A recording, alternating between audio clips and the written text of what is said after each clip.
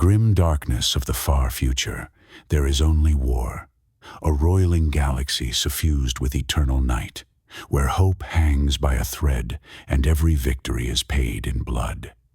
Yet even in this despair, certain figures shine as beacons or cast long shadows, capturing the hearts and imaginations of Warhammer 40,000's fans. These beloved characters, heroes, anti-heroes, and even infamous villains, embody the epic themes of sacrifice, duty, tragedy, and defiance that define the Grimdark setting. This is the tale of those icons, individuals revered by the masses of the Imperium, or admired by the fandom for their depth.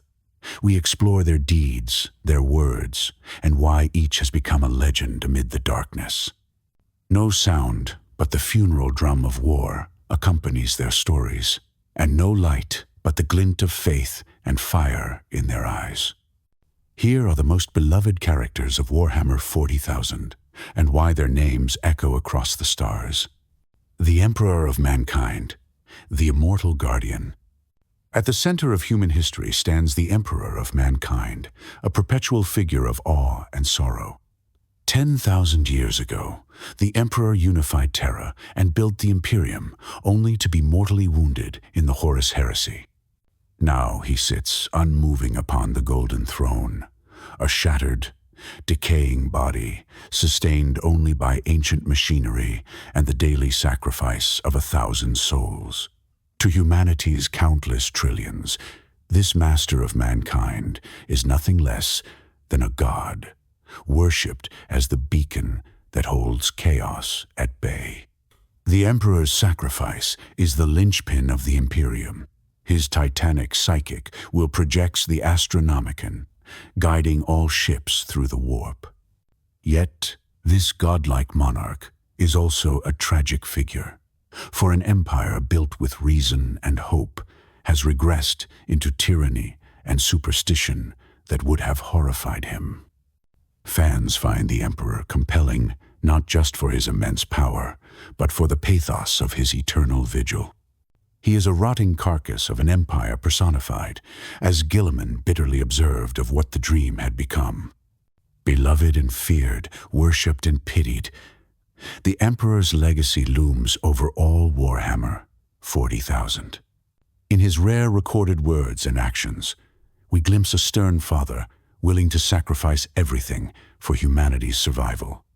Though deaf and blind on the throne, his presence in the warp still shields mankind, a final gift from a leader who gave everything. The Emperor of Mankind remains the silent, agonized guardian of humanity, a paradox of hope and horror that lies at the heart of the Grimdark setting.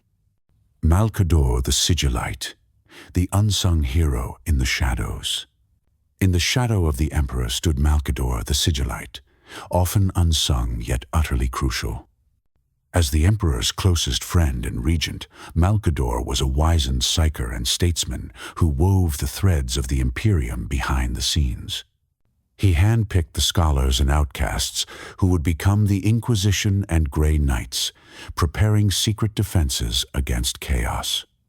In the final hours of the Horus Heresy, Malcador displayed the ultimate self-sacrifice. He took the Emperor's place on the Golden Throne, sustaining the psychic gate while his lord went forth to battle Horus. This act consumed Malcador's life, aging him to dust in moments so that the Emperor could triumph. Fans revere Malcador as the unsung hero of that apocalyptic war, a frail old man who bore the weight of Terra on his shoulders. Nicknamed the Sigilite, he was cunning and unfailingly loyal, known for his sigil, marked parchments, and quiet counsel. He assembled the knights errant, such as Garviel Loken and Nathaniel Garrow, to act as the Emperor's agents, showing his foresight and resolve. Cited in lore, Malcador's final words to his friend encapsulate his humility and dedication as he relinquished life willingly. Though he lacks the martial glory of the Primarchs, Malcador is beloved by many for his intellect, sacrifice, and humanity.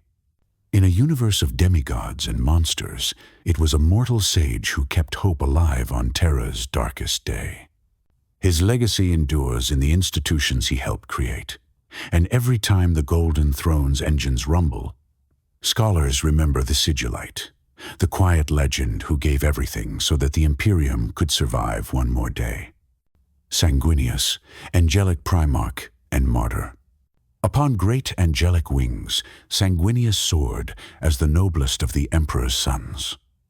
The primarch of the Blood Angels, Sanguinius was a paragon of nobility, courage, and sacrifice, a golden-haired angel in form and spirit. Beloved by all who beheld him, he was a warrior of unmatched grace, who wept for the innocent and unleashed righteous fury on the wicked. Fans hold Sanguinius especially dear for the poignancy of his fate. During the Horus Heresy's final act, Sanguinius faced the arch-traitor Horus in single combat aboard the Vengeful Spirit. Though he fought valiantly, the great angel was slain by Horus, but not before inflicting a wound of conscience that slowed the War Master and made possible Horus's eventual defeat. This selfless martyrdom, sacrificing himself to give the Emperor a fighting chance, cemented Sanguinius as an Imperium-wide legend. In the lore, he is one of the most beloved figures in the Imperium, revered by common folk and immortalized alongside the Emperor himself.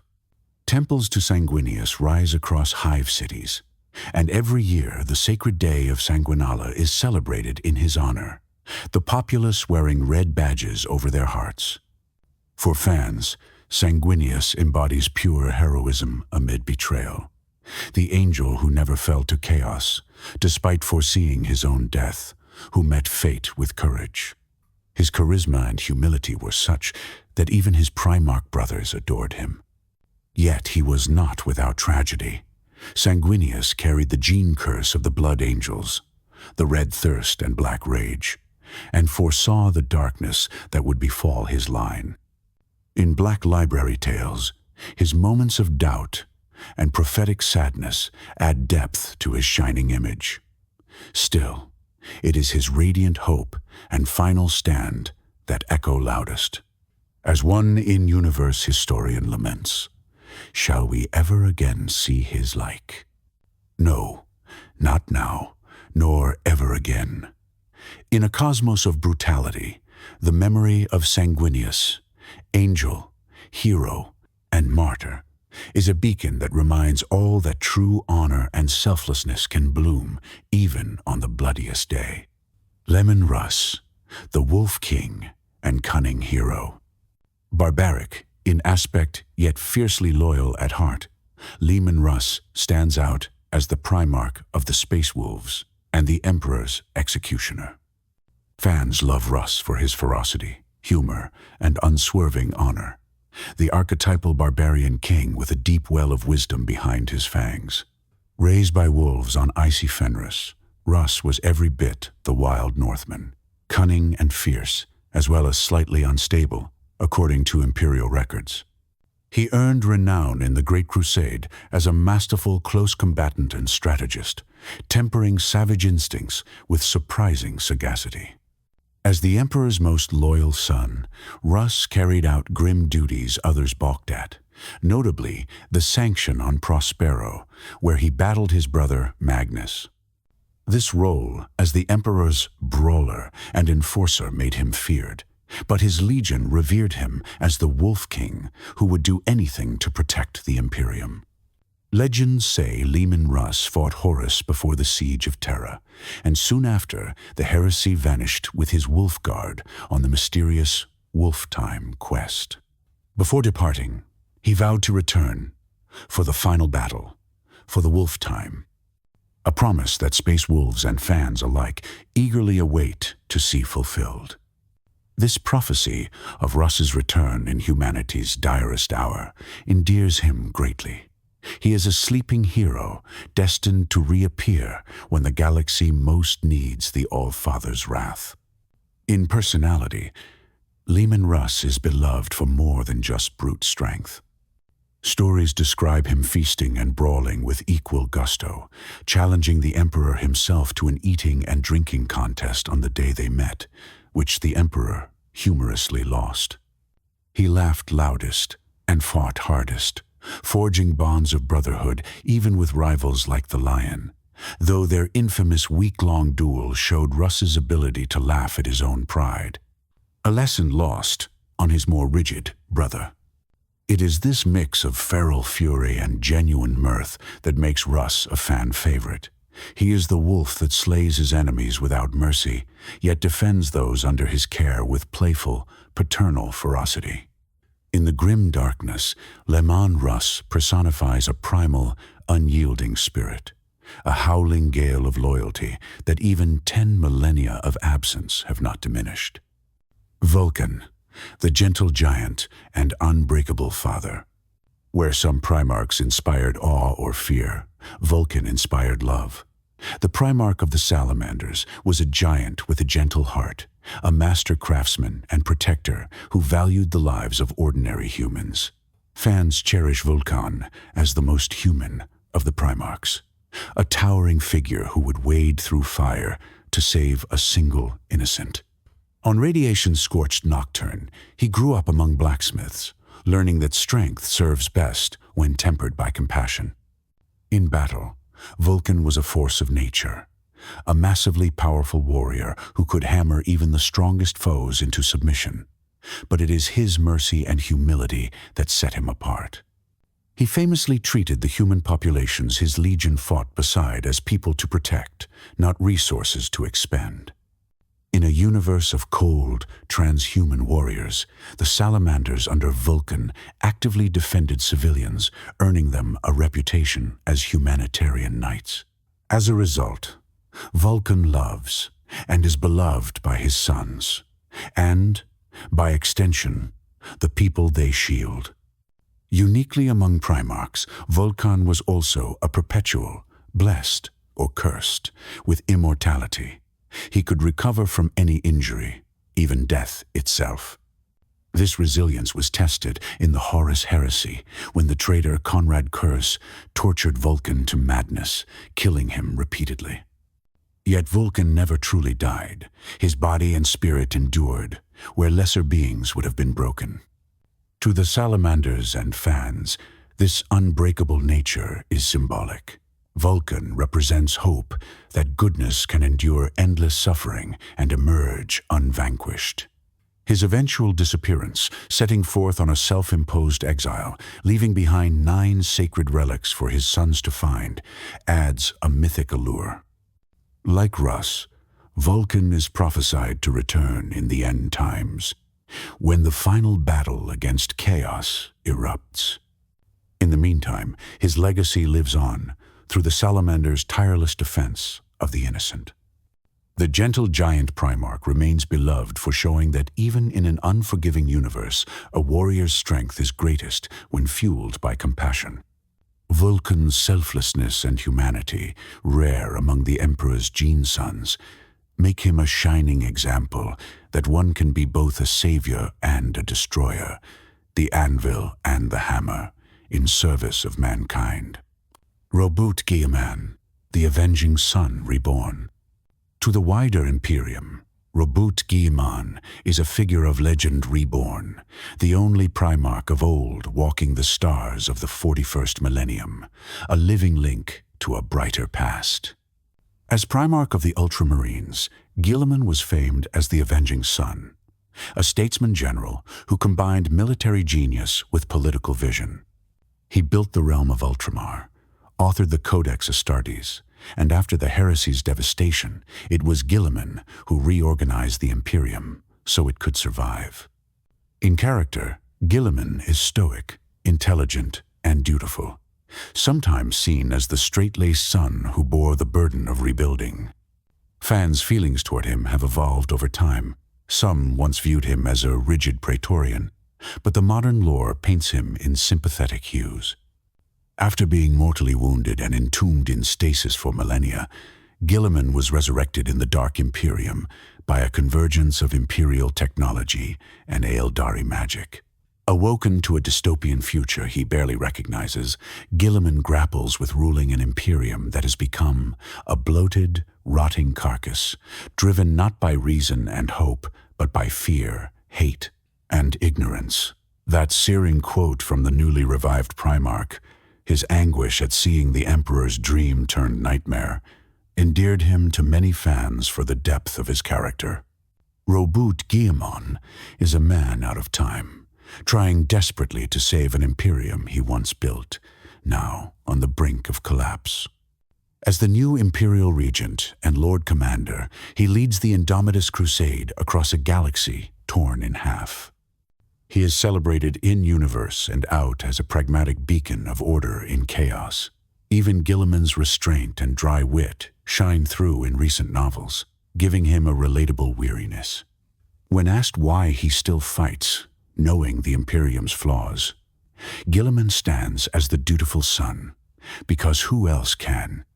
He earns admiration for leading by example, striding at the forefront of battles in his glittering armor, slaying greater daemons and Xenos warlords, and then toiling in administrative chambers to fix what he can of a broken empire. Beloved by his people in Ultramar since his youth, Guilliman now shoulders the adoration and superstition of an entire imperium that hails him as a savior. Through triumph and tragedy, Roboute Guilliman personifies the theme of duty in Warhammer 40,000, a tireless labor to bring reason and hope back to a realm engulfed by darkness, even if it may be a losing battle. Garviel Loken, a loyal heart in the heresy. In the epic tragedy of the Horus Heresy, Garviel Loken emerged as the everyman Astartes, a space marine captain whose steadfast loyalty and conscience made him a beloved point-of-view hero. Loken was captain of the Luna Wolves' 10th Company, a proud son of Chthoniya known for his level head and integrity. He earned a place in Warmaster Horus's own Mournival Advisory Council for his courage and honesty, traits that shone even among demigods. Through the early Horus Heresy novels, fans followed Loken's journey with rapt attention. He witnesses Horus's fall from grace, the ruination of his legion, and must make an impossible choice between brotherhood and betrayal. Loken chose honor. He remained loyal to the Emperor when Horus succumbed to chaos. On Istvan III, Garviel Loken was among the few betrayed legionaries who refused to join the heresy. He and his brothers in loyalty fought a hopeless battle against their former comrades rather than yield their souls. Confronted by First Captain Abaddon in the final hours, Loken was gravely wounded and presumed dead in the virus bombing that followed. But that was not the end of his story. In later lore, Loken is revealed to have survived, scarred in body and mind, living through madness before being found and recruited by Malcador's knights-errant. This arc, from idealistic captain to haunted lone survivor to vengeful knight, cemented Loken as a fan favorite. He is the last Luna Wolf, a link to a nobler time before the corruption. When he defiantly declares to Horus, "I was and remain a Luna Wolf, a loyal servant of the Emperor, beloved by all. I am your enemy," it sends chills down readers' spines. Loken's humanity, beneath the power armor, his doubts, his friendships, and his heartbroken fury at Horus's treachery make him deeply relatable. In a saga filled with primarchs and demigods, Garviel Loken represents the common space marine's unyielding fidelity. He is beloved by fans as the embodiment of loyalty in an age of chaos, proof that even when giants fall, a true and humble heart can still choose the light. Ciaphas Cain, hero of the Imperium and self-proclaimed coward. Amid the doom and darkness, Commissar Ciaphas Cain brings a much-needed spark of levity, a hero beloved by the people of the Imperium and by readers for his wit and humanity. Officially, Cain is lauded as a hero of the Imperium, a commissar who faced every terror from Necrons to Tyranids and lived to tell the tale. Unofficially, As his secret memoirs reveal, Ciaphas Cain would be the first to call himself a fraud and a coward, a man far more interested in staying alive and comfortable than embracing glory. It's precisely this contrast, however, that makes Cain so endearing. Through a series of darkly comic novels, fans follow Cain's first-person narration as he bumbles his way into heroism despite his best efforts to avoid danger. He may start each adventure scheming to secure a safe posting with good amenities, and perhaps a card game or a bottle of Ahzek. Yet, inevitably, Cain's conscience and circumstance drive him to perform astonishing acts of bravery. Whether dueling a tyrannid Hormigaunt in melee or brokering peace with Xenos to save his regiment, Cain survives by a mix of skill, luck, and a reputation that often does the fighting for him. Indeed, he admits that propaganda has painted him larger than life, a fact that often forces him into further heroics to maintain the facade.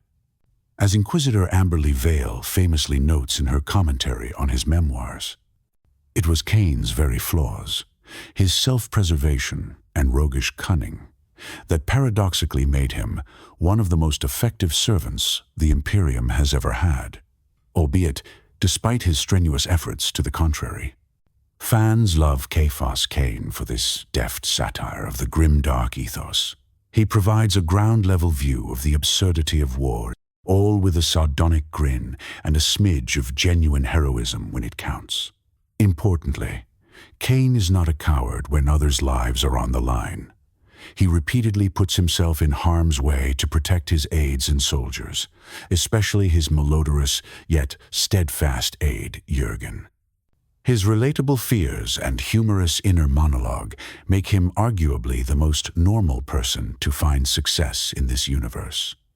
Through Cain's tales, titled with pulpy flair like For the Emperor, we glimpse an Imperium that still has room for hope, laughter, and unlikely heroes. Ciaphas Cain remains beloved as the Commissar who would rather have run away, but stayed to save the day, and then modestly downplayed it all, cup of Tana tea in hand. Commissar Yarrick, Old Bale Eye, Scourge of the Orcs. In contrast to Cain's reluctant heroism, Commissar Sebastian Yarrick is the epitome of unwavering duty, a grim old warrior, so respected and feared that even aliens speak his name with reverence. Yarrick gained legendary fame during the Second and Third Wars for Armageddon against the Orc warlord Ghazghkull Thraka. To the soldiers and citizens of Armageddon, he is the Old Man, a beloved hero of the Second War. Not just a hero, the hero who saved their world from ruin. Indeed, Yarrick's unyielding defense of Hades' hive in the Second War bought the Imperium a vital victory at terrible cost. He fought on even after losing his arm to an orc's power claw. In characteristic fashion, Yarrick had the orc limb grafted onto himself as a replacement, turning the enemy's weapon into his own signature power claw. He also lost an eye and installed a bionic Bale Eye, rumored to fire lost beams that can slay an orc at a glance.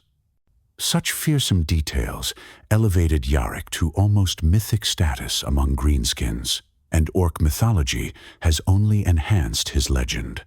It is said the orcs believe Yarrick to be unkillable, whispering that he has the evil eye and will never stop hunting them.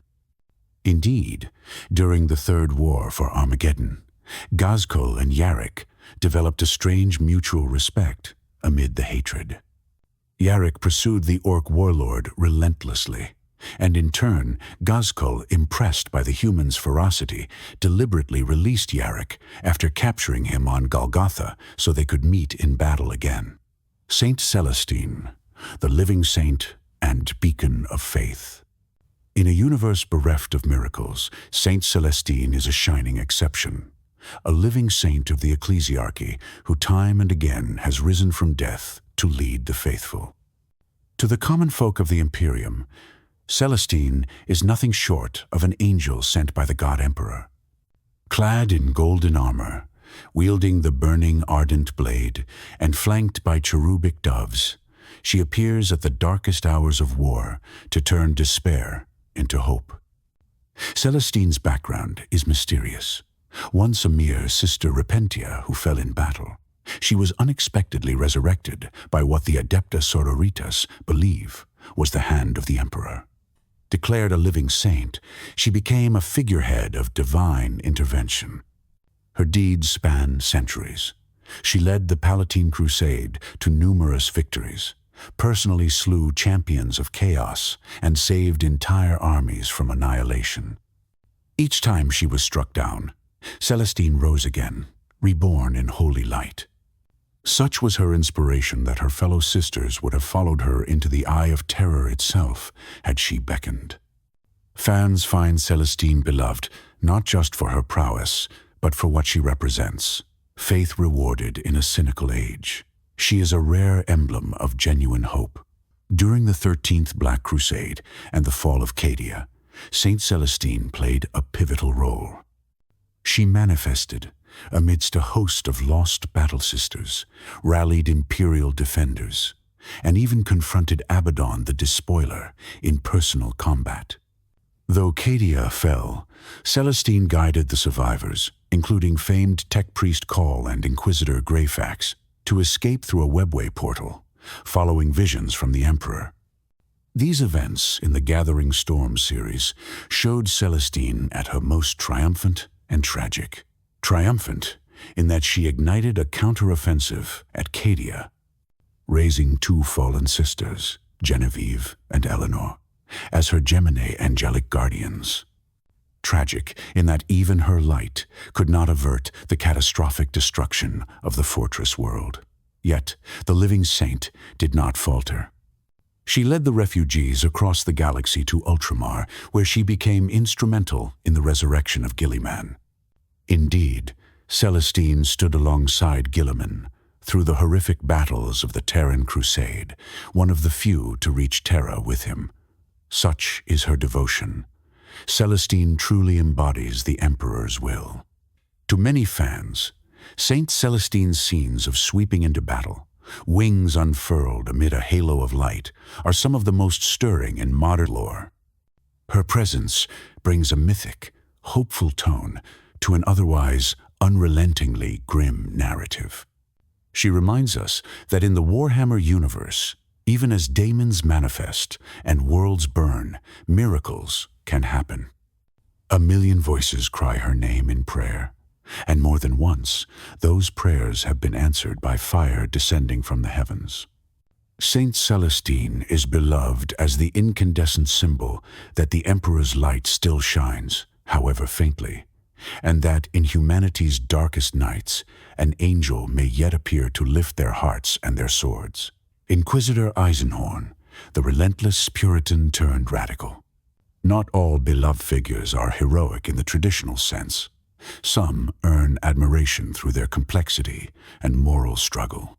Such is Gregor Eisenhorn, an inquisitor whose journey from principled Puritan to tainted radical has captivated readers. Eisenhorn is introduced in Dan Abnett's novels as an inquisitor of the Ordo Xenos, a man dedicated utterly to protecting the Imperium from internal threats. Initially, he's a righteous agent wielding authority with stern honor. I am an inquisitor of the Emperor. Let heresy tremble. Yet, over decades of battling cults, daemons, and dark conspiracies, Eisenhorn is forced to compromise his own strict codes.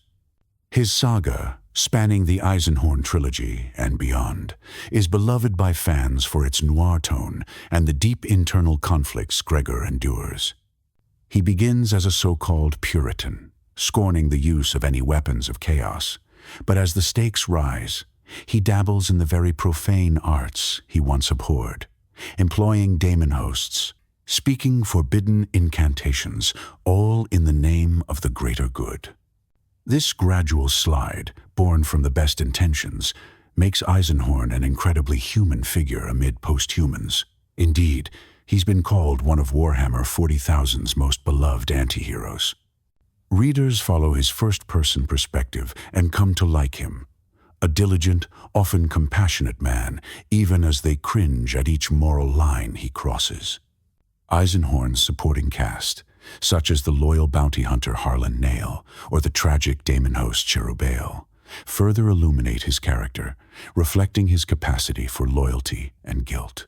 By the end of his story, as of now, Eisenhorn has become something of a renegade himself, hounded by younger inquisitors for the forbidden knowledge he carries. And yet, ironically, all his sacrifices and blasphemies were to save the Imperium he still loves. This nuance is what makes Gregor Eisenhorn especially beloved. He personifies the theme that in the grim darkness, the line between heroism and damnation is razor thin. His quotes ring with weary conviction, like when he muses that the Imperium he serves is oppressive and cruel, but it is the only thing standing between humanity and the abyss. Fans often hope for Eisenhorn's redemption, even as they fear he may succumb to the darkness he fights. Such is the strength of Abnett's writing that an Inquisitor, one of the feared, faceless enforcers of imperial dogma, becomes a sympathetic, even admirable figure.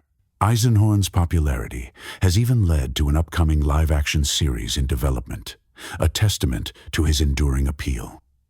In a world of absolutes, Gregor Eisenhorn lives in the gray, and through him we explore the cost of doing what is necessary. His story asks, how far can a good man go into evil's shadow and still remain good? It's a question at the heart of Warhammer's grim morality, and one that makes Eisenhorn a true fan favorite. Commander Dante, the Blood Angel's enduring guardian. Among the living heroes of the Imperium, few can match the pedigree of Commander Dante of the Blood Angels.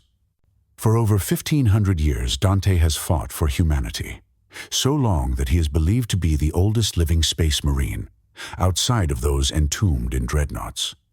Clad in gleaming gold artificer armor, death mask snarling, Dante has led the Blood Angels chapter as chapter master for over a millennium. He has witnessed more battlefields than most imperial historians, from the shield worlds of Kryptus to the defense of Baal against Hive Fleet Leviathan. Fans hold Dante in reverence much like the citizens of the Imperium do, and his character has a special gravitas, a mix of majesty and melancholy. He is described as carrying the weight of centuries on his shoulders, sustained by duty and the guidance of his Primarch spirit. In one poignant moment, in the novel Dante, he experiences a vision of Sanguinius, who tells him his fate. Dante is destined to meet the Emperor in battle at Terra, to fight in the last war, and only then be allowed to rest. Despite yearning for the Emperor's peace after so long, Dante does not flinch from this doom. He steels himself to continue, saying, "I will hold on one more day, for as many days as necessary."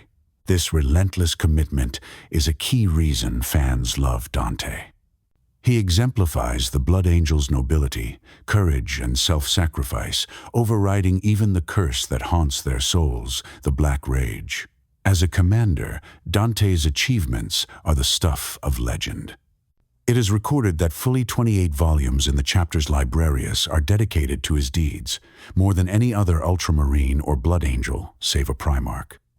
He has personally commanded the Shield of Baal campaign in the Kryptus system, led the devastation of Baal's desperate defense against Leviathan, and borne grievous wounds while rallying successor chapters to save his homeworld. Such feats, alongside his strategic brilliance, led Roboute Guilliman himself, upon his resurrection, to appoint Dante as Lord Regent of the Imperium Nihilus, essentially making him the warden of all imperial territories cut off by the Great Rift. This honor recognized Dante's stature. He is someone even a Primarch trusts to safeguard half the galaxy. And Dante, true to form, accepted not as accolade, but as additional burden. Through it all, he remains humble and pious, taking no pleasure in war beyond the survival of mankind. This ancient warrior's combination of martial prowess, dignified leadership, and underlying weariness resonates deeply with fans. Commander Dante stands for the idea that even as time ravages and sorrow accumulates, even as all his close battle brothers have died around him, a true hero endures, golden and unyielding, until his final duty is done. In Dante, the Blood Angel's angelic legacy lives on, tempered by the wisdom of ages. Marneus Calgar, the ultimate ultramarine. No list of the Imperium's champions would be complete without Marneus Augustus Calgar, chapter master of the Ultramarines and a byword for Astartes' excellence.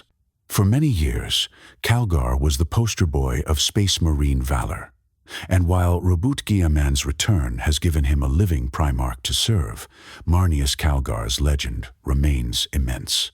He is described as the embodiment of Ultramarines' nobility, immune to fear, resolute under fire, a master tactician who reacts to crisis with superhuman calm.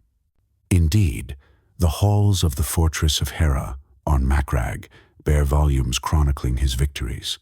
28 mighty tomes, unsurpassed by any other in the chapter's history, except Guilliman himself. This is a man who has spent centuries safeguarding Ultramar and the Imperium beyond, and his list of battle honors reads like mythology. Marneus Calgar led the breach of Hive Fleet Behemoth's gigantic bioship in the First Tyrannic War, personally stormed its insides to help end that Xenos threat. He once held a gate alone against an orc horde for a night and a day during the siege of Zalathras, refusing to yield an inch. In another famed duel, Calgar defeated an Eldar avatar, an incarnate war god, in single combat at Aurar's sepulchre, shattering the Xenos morale and turning the battle. Magnus the Red, the tragic scholar daemon Primarch. Towering over the battlefield with skin of crimson and a single cyclopean eye, Magnus the Red cuts an unmistakable figure, at once majestic, tragic, and fearsome. Once the Primarch of the Thousand Sons Legion, and a peerless psyker, second only to the Emperor, Magnus's fall from grace is one of Warhammer's great tragedies. Fans often summarize his story with the adage, "The road to hell is paved with good intentions." Indeed, Magnus loved his father, the Emperor, and pursued knowledge above all else. But through pride and misjudgment, he unwittingly damned himself and his legion. During the Horus heresy, Magnus foresaw Horus's betrayal. Desperate to warn the Emperor, he breached the newly built psychic wards of Terra with sorcery, shattering the secret Webway project and earning the Emperor's wrath. By the time Magnus realized his error, it was too late. The wolves of Leman Russ came to sanction Prospero. In sorrow and rage, Magnus fought Russ and was eventually broken, his back shattered over the knee of the Wolf King in single combat. That moment, Magnus's despairing scream as Prospero burned around him, is a poignant image of the heresy. Rather than accept death or surrender, Magnus made a fateful choice. In his anguish, he bargained with Tzeentch, the changer of ways, who transported Magnus and his surviving 1,000 sons to safety in the Eye of Terror.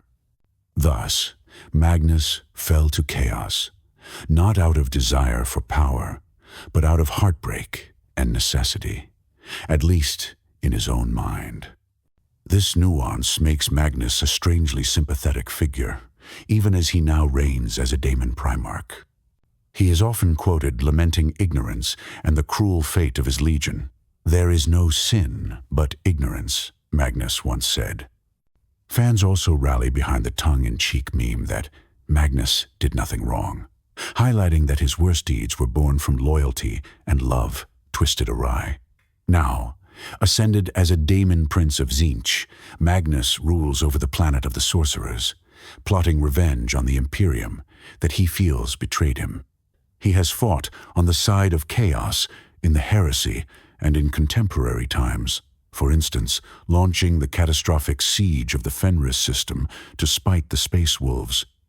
Even translating the planet of the sorcerers out of the warp into the Fenris system as an act of symbolic victory. Yet even in villainy, Magnus retains a certain melancholic dignity. In the Siege of Terra novels, his conflicted feelings toward the Emperor and Horus surface. He is a pawn of chaos, but not without his own will. Fans are drawn to Magnus's intellect and pathos. He exemplifies the fallen angel motif, a genius and once kind soul whose hubris led to damnation. His physical design, a cyclops sorcerer with sprawling crimson wings, is as iconic as it gets, making him a favorite in artwork and models. Magnus's presence in the modern storyline, notably the Psychic Awakening and Warzone Fenris arcs, has only heightened interest in him, as he directly clashes with the Imperium's new heroes. And through it all, a question lingers. Does some part of Magnus regret it all? In one interpretation, Magnus still fights to save his legion in his own warped way, hoping to undo the flesh change curse via forbidden knowledge. That kernel of sympathetic motive is why Magnus is beloved by many, not as a hero, but as a deeply tragic figure, a cautionary tale of how even the best intentions can lead to catastrophe when pride and chaos intervene. Ahzek Ahriman, the cursed sorcerer in pursuit of redemption. Walking the path Magnus paved is Ahzek Ahriman, former chief librarian of the Thousand Suns, and now arguably the most powerful chaos sorcerer in the galaxy. Fans find Ahriman fascinating and even admirable in a twisted way, for he is a character defined by obsession, intellect, and the tragedy of unintended consequences. After the heresy, horrified by the rampant mutations afflicting his legion due to Tzeentch's curse, Ahriman took a bold, some say foolhardy, step. He led a cabal of fellow sorcerers in casting the Rubric of Ahriman, a spell intended to halt the flesh change and preserve the Thousand Suns. The Rubric was immensely powerful, and it worked, but at a terrible price. It stabilized the surviving Psykers, including Ahriman himself, increasing their power, but all lesser Thousand Suns Marines were reduced to dust within their armor, transformed into mindless Rubricae, automata. Ahriman's grand cure tragically damned his legion to an eternity as unliving shells. For this, Magnus cursed and banished Ahriman, naming him heretic of the heretics. Ever since, Ahriman has roamed the Eye of Terror and beyond, on an endless quest to fix what he broke, to find the knowledge to reverse or improve upon the Rubric and restore his brothers. This desperate need to undo the effects of the Rubric upon his beloved Thousand Suns is the core of Ahriman's character. It is a relatively noble motive wrapped in layers of arrogance and bitterness. Fans appreciate Ahriman as one of Warhammer's great anti-villains. Yes, he unleashes havoc and consorts with daemons, but behind his actions, there's the pathos of a once loyal son trying to save his kin, no matter the cost. He refuses to bow to chaos gods. Notably, Ahriman does not consider himself Tzeentch's slave. Instead, he treats the chaos powers as means to his own ends, a stance that often puts him at odds with other servants of ruin. Over the millennia, Ahriman has become a pariah to friend and foe alike, a curse on the lips of humans and aliens, say imperial records of his ravages. Ahriman will manipulate anyone. He seeds chaos cults across worlds only to harvest their knowledge and then exterminates them when done. He has invaded the Black Library of the Eldar in search of secrets, becoming the Eldar's carrion scribe, Bogeyman. He's clashed with the Space Wolves, the Grey Knights, and more, leaving scars across 1,000 worlds in his pursuit of forbidden lore. Through it all, Ahriman remains a solitary, driven figure, yet somehow we sympathize with the sliver of humanity left in him. Black Library's Ahriman novel series by John French delves deeply into his psyche, showing flashes of regret and camaraderie long lost. Fans often regard Ahriman as the closest thing to a redeemed Chaos Marine will ever get, because his goals aren't wanton destruction, but rather an almost tragic attempt at restoration. He is beloved for his intelligence and relentlessness. The image of Ahriman in his ornate blue-gold power armor, casting sorcerous fire from the Book of Magnus, is as iconic as any loyalist hero. Ultimately, Ahriman resonates because he illustrates the grimdark truth that good intentions can birth monstrous results, and yet the soul behind those intentions might fight on, refusing to concede that all is lost. Fabius Bile, the outcast genius and spider of chaos, cackling in the shadows and leaving a trail of grotesque experiments in his wake. Fabius Bile is one of the most notorious villains, yet he's adored by many fans for his flamboyant mad scientist persona and devilish independence. Once the chief apothecary of the Emperor's Children Legion, Bile, also known by chilling epithets like Primogenitor, Clone Lord, and Manflayer, has reinvented himself as Chaos's own Frankenstein, forever seeking to transcend the limits of genetics and create the new men of the future. What makes Fabius especially interesting is that, unlike most Emperor's children, he has little use for Slaaneş's decadence. Instead of worship, he pursues science.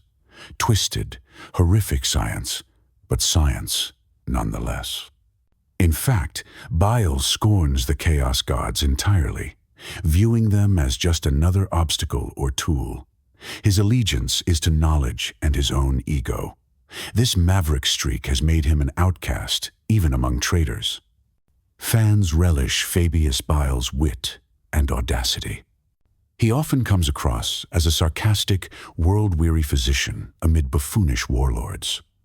There's something darkly comic about a character who on one page might commit unspeakable atrocities, harvesting gene seed or performing live improvements on captives, and on the next be grousing about the mediocrity of those around him. Such is Fabius Bile, beloved as the villain you love to hate, or hate to love. He's responsible for grotesqueries like the Enhanced Warriors and clone abominations. He even cloned Horus at one point in an attempt to revive the slain War Master, an experiment that ended poorly, as recounted in lore. Yet Bile sees himself as the hero of his own story, freeing humanity from the shackles of its weak flesh. His famous line, "The only crime is to let your grasp be less than your reach," to aim low, encapsulates his ethos. Fabius Bile is also oddly principled in his way. He detests mediocrity and has a code of sorts when it comes to preserving knowledge. In the Fabius Bile, Clone Lord novel, when confronted with a nascent Emperor's Children's civil war, he refuses to take sides in their petty squabble. His goal is beyond Legion politics. Fans enjoy that he's an equal opportunity bastard, granting his dubious beneficence to anyone from human revolutionaries to alien species if it furthers his research. Recently, Fabius achieved the ultimate vanity project. He created clones of himself, such that the current Fabius Bile is actually a collective of independent clones sharing his identity and goals. Effectively, he made himself immortal, a testament to his ingenuity, and an insurance if one of his bodies is killed. Love him or loathe him, Fabius Bile represents unfettered creativity and curiosity taken to grotesque extremes. He is the mad scientist archetype turned up to 11, bringing a mix of horror and dark comedy to the setting. And at the end of the day, perhaps fans find a guilty pleasure in seeing someone who refuses to bow to any god or master, pursuing his vision of perfection in a galaxy of decay. Fabius Bile is the spider at the center of a web of experiments, patient, poisonous, and perversely charming to those who appreciate the art of villainy. Yvraine, prophetess of the Eldar's resurrection. From the heart of a dying race comes Yvraine, daughter of shades, a character who offers a rare glimmer of a new dawn in Warhammer 40,000's perpetual twilight. Yvraine is an Eldari who has become the emissary of Ynnead, the god of the dead, effectively making her the leader of the Ynnari movement that seeks to overthrow the dark god Slaanesh. Fans esteem Yvraine for the pivotal role she has played in recent lore. She is nothing less than the savior who helped change the course of the entire galaxy by bringing back Roboute Guilliman from the brink of death. Born on craft-world Bieltan, Yvraine walked many paths: dancer, warlock, warrior, then turned to a life as a corsair pirate lord, and later a gladiator in the dark Eldar arenas of Commora. It was at the moment of her death in the Crucible arena that destiny struck. The awakening Eldar god Ynnead chose Yvraine as his high priestess, resurrecting her with supernatural power. In that instant, a massive psychic shock, the disjunction, tore through Commora, heralding the rise of the Ynnari. Yvraine escaped the Dark City and began her quest to unite all Eldar who would follow Ynnead's path. With her mysterious ally, the Vizach, always at her side, Yvraine has the bearing of a messianic figure, regal, composed, and deadly. Fans were immediately drawn to Yvraine's aesthetic, and even more so to her impact on the plot. In the Gathering Storm series, it is Yvraine who arrives at the besieged world of Cadia in mankind's darkest hour, joining forces with Celestine and others. After Cadia's fall, it is Yvraine who guides the surviving Imperial heroes, like Inquisitor Greyfax and Tech Priest Call, through the webway to Ultramar. On the desolate world of Clysis, surrounded by Abaddon's forces, Yvraine uses her power over death to perform a miracle. Reaching Macragge, she revives the long comatose Guilliman, healing the mortal wounds that had felled him 10,000 years ago. This act, Eldar magic knitting the flesh of a Primarch, stunned the Imperium and delighted fans who watched the universe finally progress. In doing so, Yvraine forged a unique alliance, a bond of hope between the Eldar and the Imperium. Beyond that, Yvraine carries the future of the Eldar on her slim shoulders. Her Ynnari seek to awaken Ynnead fully, which would supposedly devour Slaanesh and free the Eldar from their soul curse. Fans appreciate Yvraine as a proactive Xenos character rather than clinging to old traditions or despair. She's instigating massive change. Her presence has a transformative effect. In one account, she even temporarily freed a group of Thousand Sons rubric Marines from their dust form, restoring them to living flesh before mercifully ending them, a moment that shocked even Ahriman.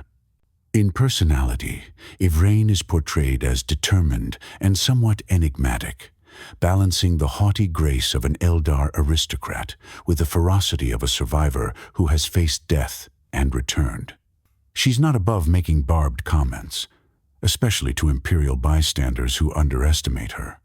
But she also shows genuine empathy, for instance, consoling Celestine in a moment of doubt. As the bridge between species and between life and death, Yvraine holds a special place in the hearts of those 40,000 fans, eager for a glimmer of progressive narrative.